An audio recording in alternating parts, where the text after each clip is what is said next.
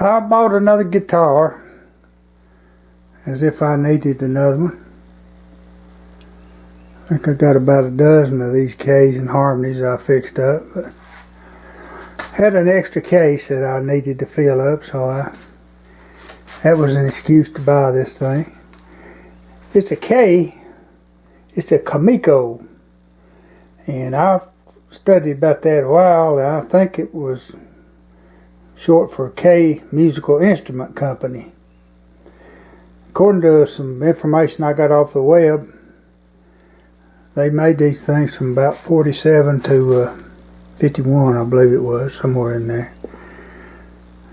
Didn't last long. It was a house brand, according to what I read on the web, on this website that this guy's got. Got a bunch of information about harmonies and K's on there. I don't think this guitar's ever been played. The frets don't show any sign of wear at all. And it's about as wide as the Harmony H162s, but it's a little narrower, a little more round shoulders here at the front edge than the Harmony 162 is. But otherwise, I think it's about the same width, close to it anyhow. I haven't measured it, but the bridge is coming up on it. I don't know if you can see that or not, but it's just about pulled off there. And the inlays look like they're plastic. They're not pearl, and the nut some kind of plastic stuff too, looks like. But from the late 40s and early 50s, it looks to be in pretty darn good shape. Old tuners look to be original. Neck is a big, thick neck on it. Looks like it's mahogany back and sides. Something rattling around in there, probably a brace. And it's a ladder brace guitar. Pick guard's kind of weird looking. I don't know if that's original or not. I hope that top's not plywood. Well, we'll see. That's what we're starting out with. I don't know what that fingerboard is. It's been dyed. I took the inlays out. They're that old celluloid stuff, and I'll heat the fingerboard up and take it off and put a truss rod in this thing, and those things just blaze up and catch on fire when you heat them up, so I took them out. But the old bridge got some little screws in it. It never was glued down very well. You can see how it was on there. That pick guard was weird looking. I guess it was original though. I don't see any evidence of anybody fooling with this thing. Of course, the neck needs to be reset. I could show you with a bridge on it, but take my word for it, it needs it. Here we are with our little silicone heater plugged in, and we're heating up this fingerboard. Take it off so we can put a truss rod in this neck. Don't know if it's got a truss rod at all or if it's got a steel bar or what in it, but we're going to put a two-way truss rod in it. So we're heating it up. That's what we're doing right now. We're working with this fingerboard.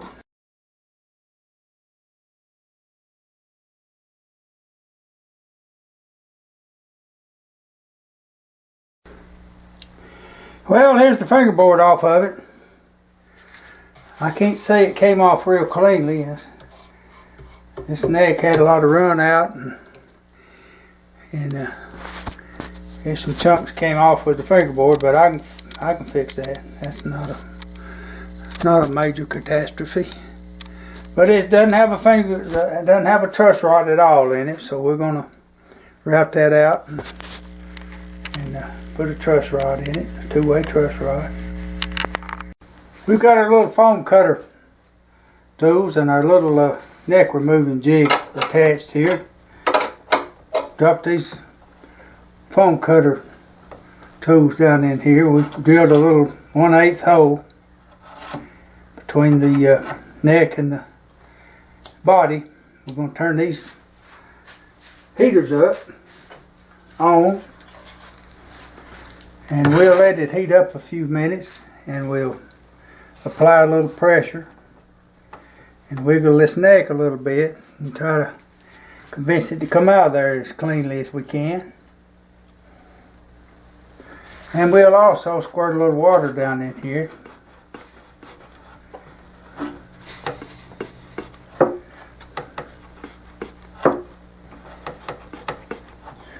That'll generate a little steam.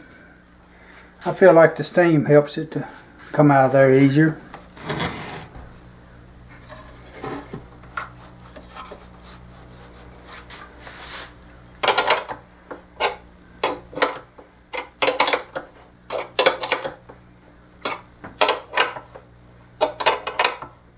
Usually takes about 10 minutes to loosen these things up. Well, it's been about 8 minutes, and we're wiggling this neck a little bit. I'm going to squirt a little bit more water down in here, try to generate a little bit of steam down in there. Oh, look there, that thing's just coming loose, just like it's supposed to.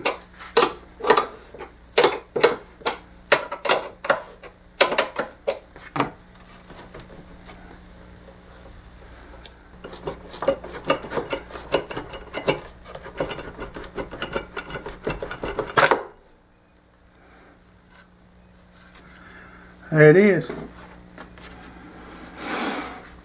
Well, we're going to take the binding off the back of this guitar and remove the back.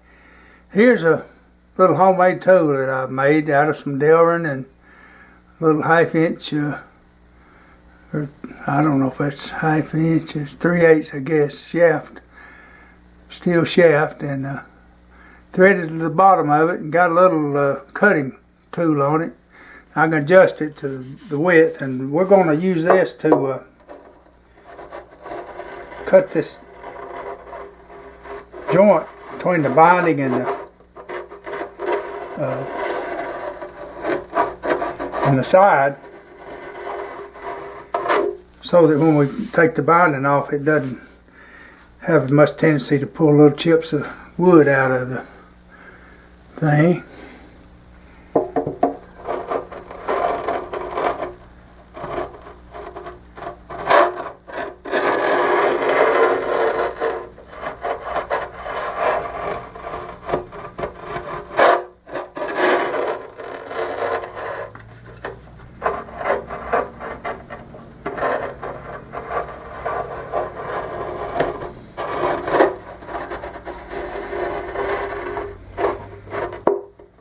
You can see how that works.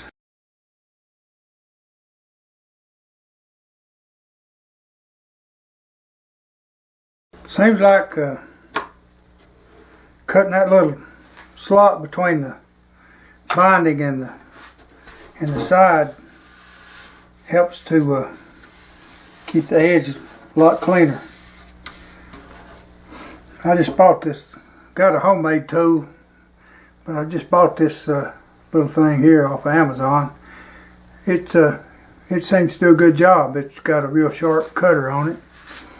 It's designed to mark stuff with, but it sure does a clean job on cutting that binding off of there. Well, we got the binding off of it, and came off pretty darn clean. And so now the next thing is to try to remove that back. I always admired somebody that like Matthias Wandale from Canada and Perkins brothers that show their failures. And so I'm going to show you this one. This is, I've taken the backs off of quite a few guitars, but this is the roughest one I've ever tackled. It's a plywood back, and that little thin layer of plywood on the back of it was glued to the linings a whole lot more than it was glued to the rest of the plywood. So here's what I wound up with. Looks like a mess, but I can straighten it out. But these back braces just wouldn't turn loose, and luckily I was able to get the outside plies of the back to stay pretty well without cracks in them, so that was a good thing. What I'll have to do is put a different another layer of wood on the sections that this came off of and put some new back braces in it. And that's just what happens when you're trying to put a $1,000 saddle on a $500 horse.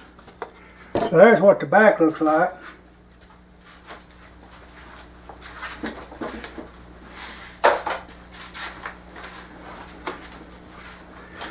And here's what the top and sides look like.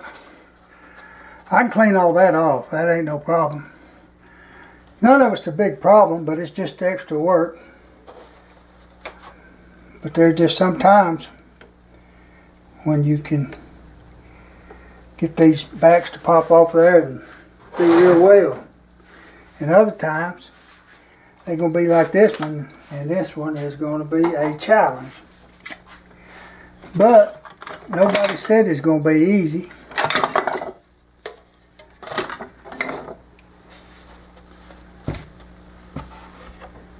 I'm glad I didn't run into one like this the first time I ever worked on one of these guitars, because I'd have never done another one if I had. Here we are, working on this back.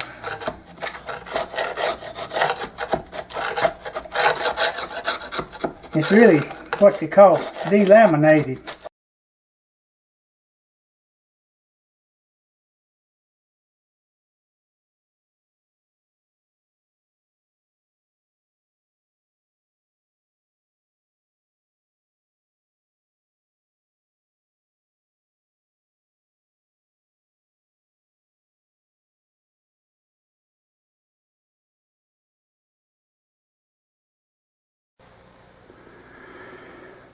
I didn't show much of this. I showed of cleaning the pieces up, and I had some thin pieces of curly maple veneer.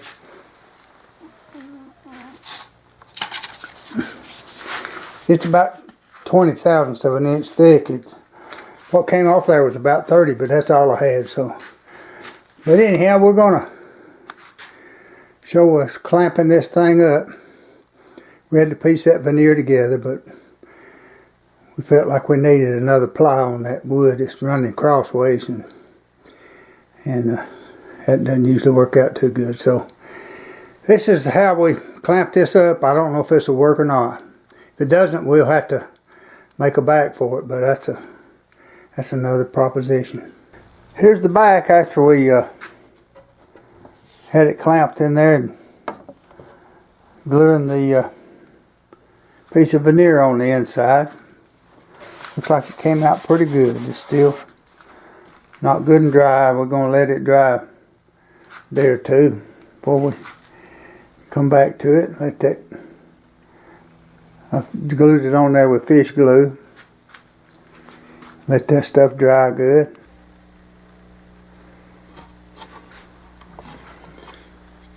We're concentrating now on this top, taking these braces out. I took these channel locks. I already did this, but broke broke some of these pieces out. You can get the bulk of them out carefully that way. I've done it before. And we're going to take a little chisel here and work on some of these little pieces.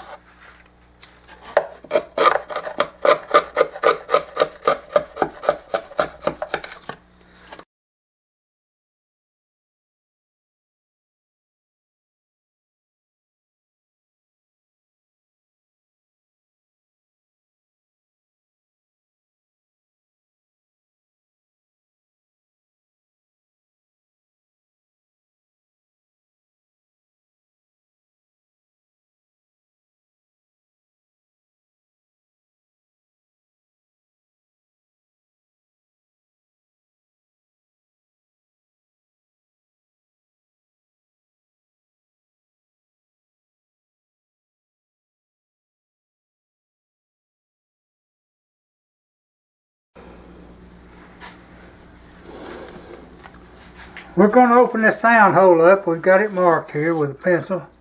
We're going to move it back toward the back a little bit further.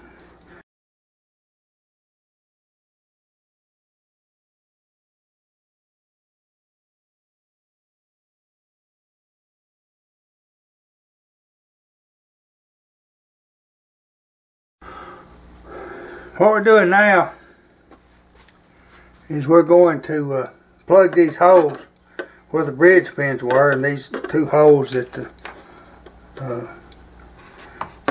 where the screws held the bridges down. We're going to use a Martin style bridge on this thing, and the holes will not come out in the right place even if it was located right, which it's not.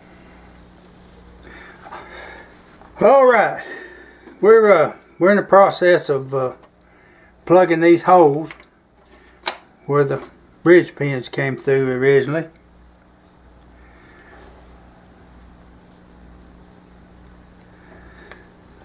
They're not going to be in the same place when we put the Martin style bridge on it.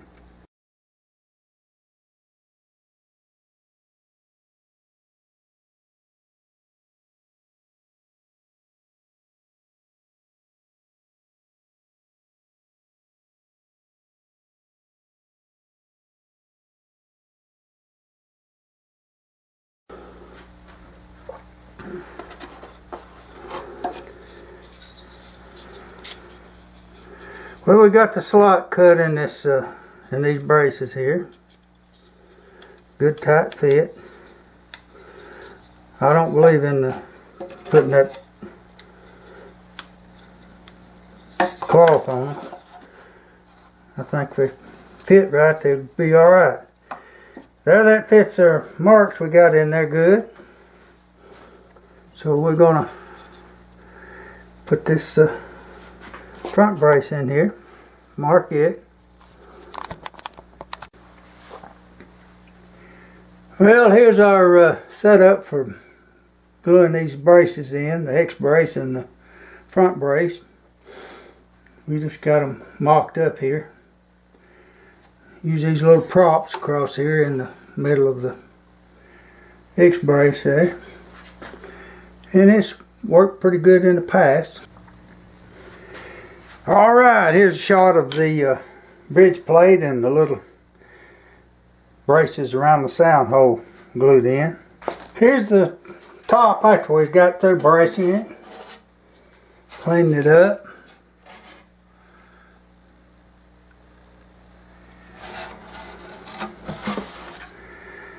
I guess it's time for me to write a little something in it. That's about all I'm going to write in there. My name and the date, where I'm located. Here we got a shot of the back braces we're putting back in here. Here we are ready to glue this back on. We're going to use some fish glue on it.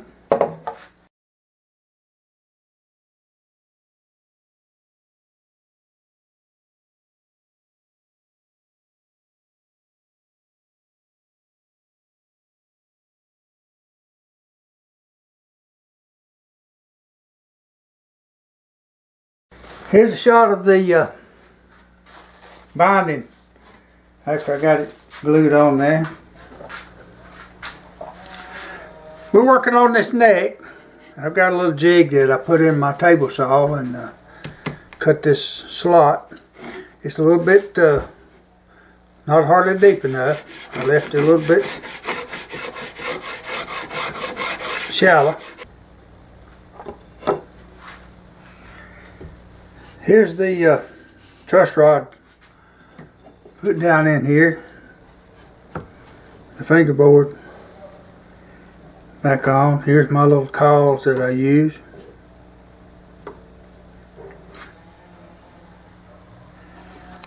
Here's the fingerboard glued on. Well, I've moved along here. I got the fingerboard back on it and smoothed the edges of the fingerboard down where it meets the neck. Had to take a little of the finish off. Got the neck dry fit in here. While the neck is drying, we reamed the holes out on these old tuners and put these Asian made tuners on there, sealed tuners. And we cleaned the nut up. And they had to shim under it a little bit. And we made us a truss rod cover here. We won't put them on till we get the nut attached so we get it fitting right. And that's kind of what we're doing. Now we're going to have to try to find some inlays to put in this neck. I'm not showing all this stuff. I've made quite a few videos of the same process, and if you've watched my channel, you've probably seen a lot of this before. We're going to concentrate now on the, let me get this, on putting the bridge on it. And we've got it laid out here. And of course, our neck set worked out good. And we laid a straight edge along both sides of the neck to make sure that the bridge is centered up right. It is.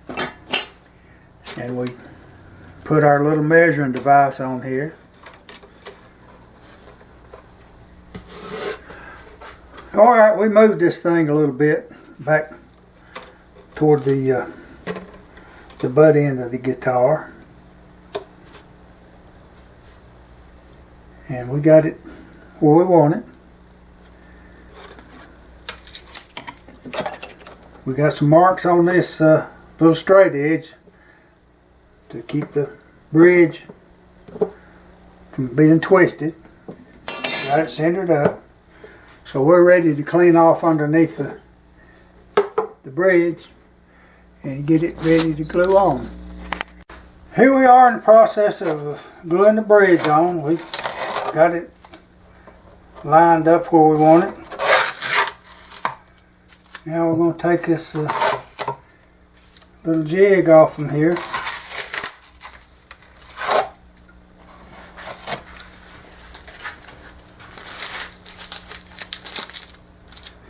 This is one of the best ideas I've ever had, putting this plastic around here.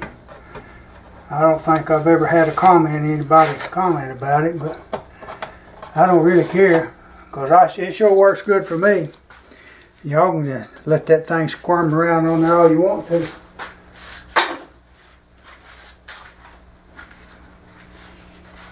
But I'm going to do it like this. Alright, you can see I go around that with a damp cloth and clean the squeeze out off and let it dry overnight. Here we are shaking the neck. We decided just to refinish the back of the neck here.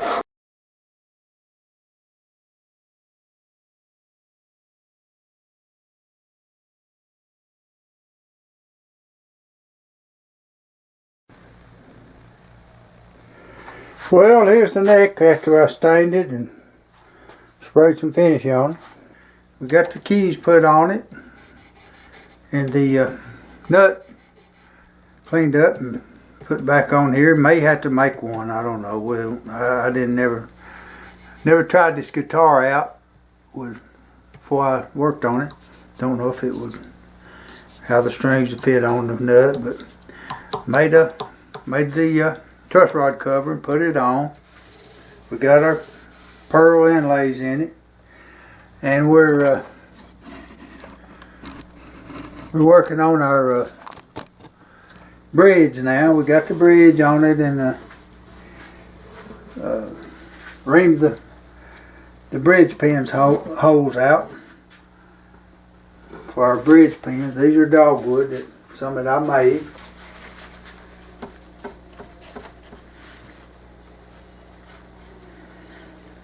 We're applying this decal. It's a fake rosette decal. We think it adds a whole lot to the looks of these projects. What we've learned to do is take a little toothpick and grind the end of it down a little bit. Seems to me like a smaller dot is easier to control, and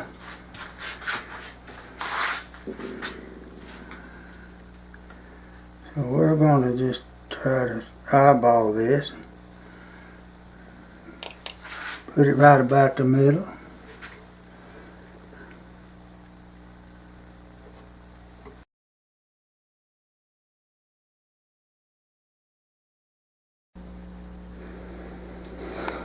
Here's a shot of the finished product after I got some strings on it. Here's the peg head and the fingerboard.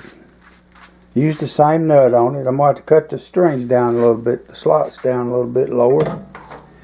I don't believe this guitar was ever played. If it was, it wasn't enough to dent those, make any grooves in those little small frets. Those are really small frets. And got a pick guard on it. Had to cut it down to size around the sound hole and put some Nichols dogwood bridge pins in it. Alright, we've been working on this little guitar. It's a house brand. They call it a Kamico. K-A-M-I-C-O. I think that's probably, I figured out that was probably short for K Musical Instrument Company. And according to what I've read, they made these from about 47 to 51. And I've had an extensive thing on working on this thing and redoing it, doing what I call a B-2 restoration to it. And we took the back off of it and took the ladder braces out and put some X braces in there and took the fingerboard off, took the neck off of it, put a truss rod, two-way truss rod in it, and put some pearl dots in the inlays and put some tuners on it, made a truss rod cover, replaced the binding, had the old tortoise binding on it. We didn't try to do anything. Well, we refinished the neck because it didn't have much finish on it. But that's all the refinishing we did on it. Made a pick guard for it, put a Martin style bridge on it, some wooden dogwood bridge pins that I made, and just kind of refurbished this old guitar. It's what I call a B-2 restoration. And so I'm going to try to show you what it sounds like. This is an old Tom T. Hall song.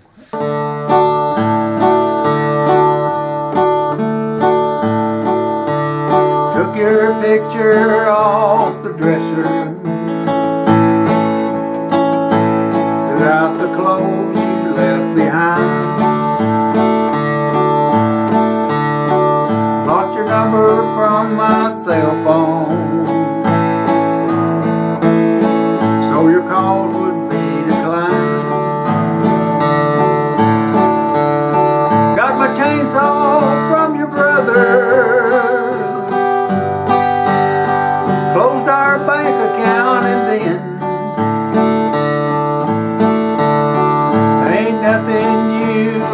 me. I'm just the way I've always been. Stop by Lucky's for a cold beer. David won the football pool.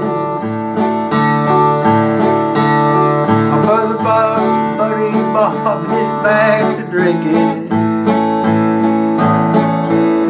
They caught his boy with drugs in school. Everybody has their problems. Think I'll play my mandolin. There ain't nothing new about me.